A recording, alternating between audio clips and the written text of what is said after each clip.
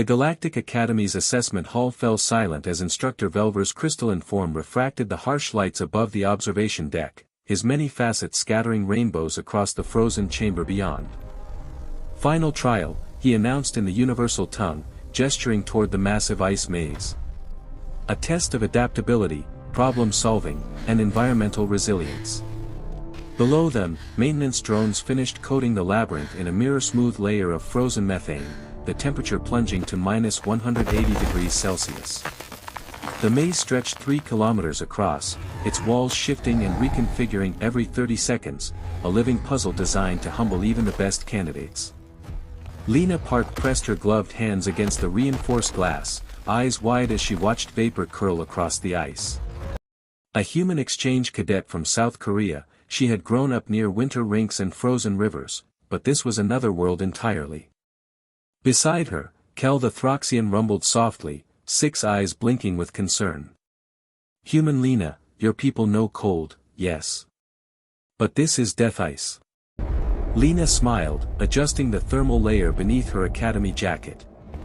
"Where I'm from, we skate before we walk." Velver continued, "Candidates will reach the center beacon within 1 standard hour. Environmental suits provide life support, minimal thermal protection only. This simulates emergency conditions on ice worlds." The first challenger, a proud Tauran named Cyril, stepped onto the maze with confidence. On the monitors, she slipped immediately, crashing onto her armored back, then spent nearly an hour crawling on her belly, claws scraping for purchase, barely arriving with seconds to spare. A massive Dargon followed and failed spectacularly, sliding helplessly into walls until instructors extracted him. An Aquarian tried to melt paths through the ice and drained her suit in minutes. A Zephyrian attempted to float above the surface, only to have anti-gravity fail under electromagnetic shielding. One by one, alien brilliance met frozen humiliation. Whispers spread through the hall. "No one can solve this. Ice worlds are uninhabitable. Humans will fail next." "Human Lena Park," Velver called. Lena stood, slipped off her jacket, and opened her bag. The room leaned forward as she pulled out a simple, worn pair of ice skates, their steel blades gleaming. "Instructor, permission to use personal equipment." Velver's facets dimmed. "Explain these blades." "Where I come from," Lena said gently, "we don't fight ice. We learn to move with it." As the airlock hissed open, she laced her skates with practiced ease, heart steady, memories of frozen lakes and late-night practices guiding her forward into the cold blue maze. The first steps onto the frozen methane felt strange, but familiar enough for Lena to relax into her stance, knees soft, weight centered, blades whispering across the surface. In the observation deck, stunned silence replaced mockery as she pushed off and began to glide. Where alien candidates had stumbled and crawled, Lena accelerated with smooth, confident strides, her breath slow and controlled inside her helmet. The shifting walls tried to close her path, but she leaned into a clean crossover turn, carving a perfect arc and redirecting down a new corridor without losing speed. Kel's voice crackled over the comms. "She is not slipping." "How?"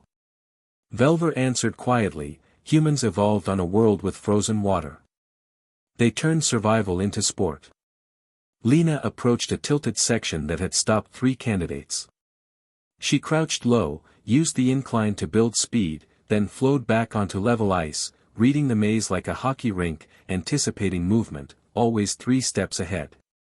A narrow passage closed to shoulder width. Where others had panicked, Lena dropped into a compact stance, executed a perfect hockey stop, then pushed off backward, skating in reverse through the gap with effortless control. "She is moving opposite her visual orientation," Velver murmured, academic awe in his voice. In the control room, alien instructors exchanged data in disbelief. No thrusters. No anti-gravity. No enhanced traction. Only balance and technique. Lena smiled inside her helmet as the center beacon's blue light pulsed through the crystalline walls. She remembered early mornings at the rink, the sound of blades on ice, her coach's voice teaching her how to trust the edge. The maze tried one last trick, walls snapping inward, but she sprinted through with powerful strides, then spun into a graceful stop directly on the target marker, ice spraying in a glittering halo. Time, Velver announced. 11 minutes, 42 seconds. The hall erupted in stunned silence. Cyril finally spoke, her translator trembling. You made it look easy. Lena unlaced one skate and laughed softly. Back home, kids play games on ice. Hockey, speed skating, figure skating. We build entire buildings just to slide around for fun. She held up her skates. These are normal where I'm from. Velver approached, crystalline facets glowing. Most civilizations fear ice worlds. Yet humans turn frozen death into recreation.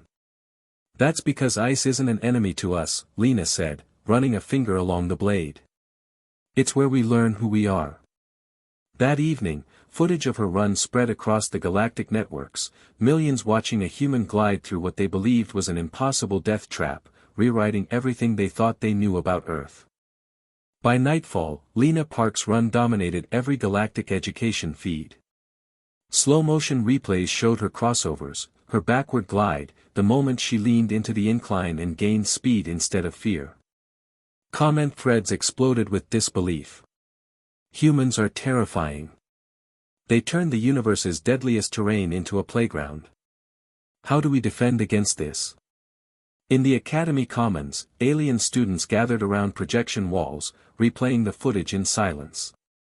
Kel sat beside Lena, 6 eyes wide with wonder. Your people practiced this as children. Every winter, Lena replied. Sometimes for fun, sometimes for competition, sometimes just because the ice is there. Instructor Velver convened an emergency symposium. This trial was designed to measure survival, he said, but human Lena has revealed a deeper truth. Adaptation is not only technology. It is culture. He gestured to the screen. Humans did not conquer ice. They learned to belong to it. Representatives from a dozen species requested access to human training data. What is hockey? Explain speed skating. Define edge control.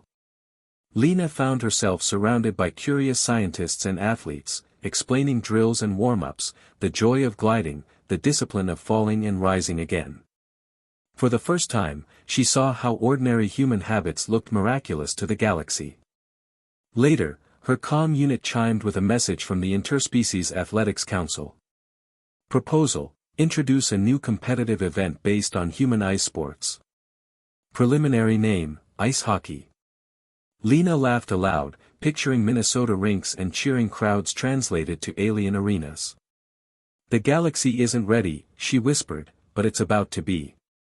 That night, Velver met Lena on the observation deck overlooking the maze, now quiet and blue. Human Lena, he said, today you changed how this institution sees your species.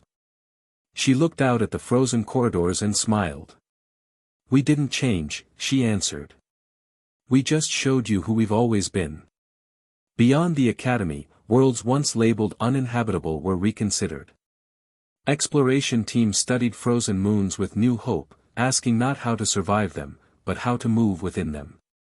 And on Earth, in small towns and big cities, children tied skates and chased pucks across ice, unaware that their simple joy had just rewritten galactic doctrine.